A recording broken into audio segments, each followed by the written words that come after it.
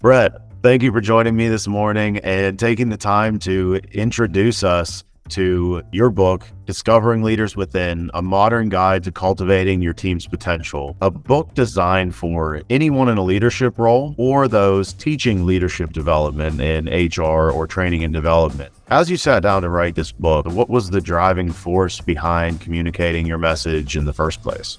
I wrote the book basically because my experience as a leader, a first-time leader versus a mature leader, were starkly different. And I wanted to get the message out of what I learned about those two experiences. In the first experience, I didn't have any training. I became a new leader, and it was all about how do I make the department more effective? How do I learn our manufacturing processes, bring more science to it, and make us more efficient? And I didn't spend very much time developing relationships with my team or helping them grow and improve or listening to them. And it was a ton of burden on me, a lot of sleepless nights, and probably the same for them, as they probably didn't have their need for autonomy or mastery or even belonging met. So that was my first experience, and it wasn't fun.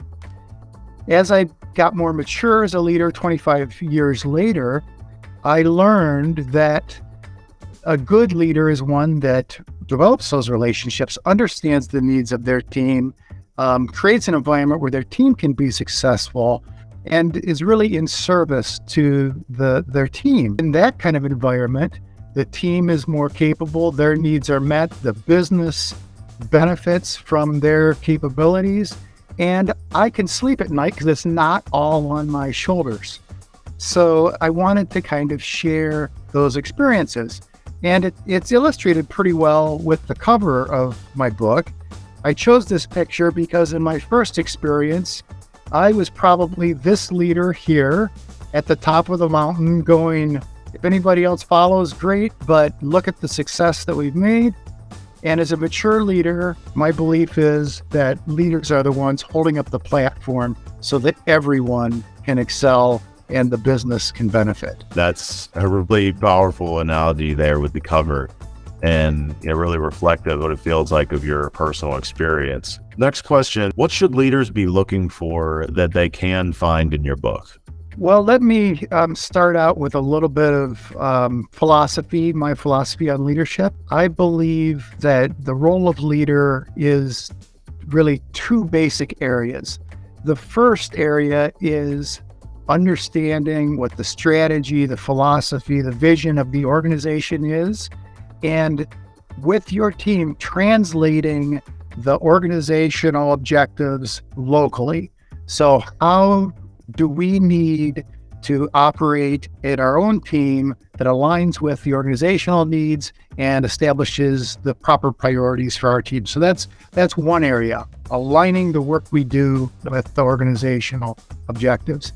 The second area that a leader should focus on is creating the environment where their team can excel. So that's things like developing relationships with each individual employee, understanding what their strengths are, what their challenges are, and addressing the challenges that are systematic, that holds everyone back. So a leader really needs to understand the environment and how to create an environment that allows the team to be most successful. So that's the philosophy, those two primary focuses. In the book, I have two parts.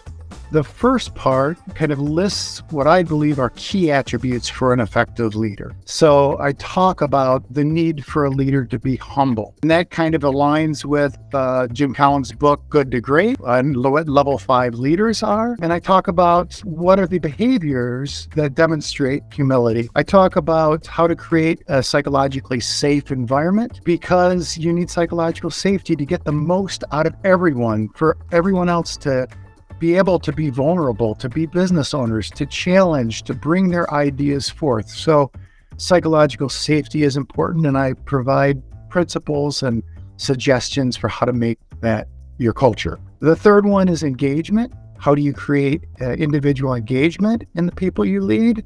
A lot of science on the business value of having engaged employees. And then the fourth one is, how do you create followership? I had the great benefit of working for W.L. Gore and Associates, very successful privately held company. The founder in 1958 started Gore, and he believed that leadership was not a title.